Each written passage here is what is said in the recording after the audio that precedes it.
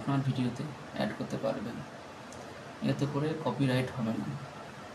তার সাথে সাথে আপনি ডুইট করতে পারবেন, ডুইট করে পোস্ট করতে পারবেন, এতে কোনো প্রবলেম নেই।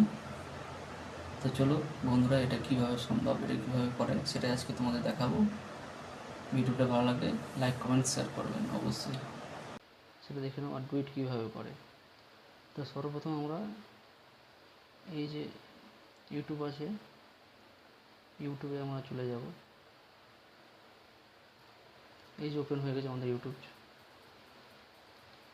এই যে গানটা হচ্ছে আর কর্নার হচ্ছে কি দেখতে পাচ্ছেন রিমেক, এটা আমরা টাচ করব। টাচ করার পর এই যে এটা টাচ করবেন, আপনাদের যে ডুয়েট হবে। ডুয়েট বলতে ভিডিওটা শুধু আপনার ক্যামেরাটা চালু করে দেখবেন, ভিডিওটা আপনার ক্যামেরা চালু হবে,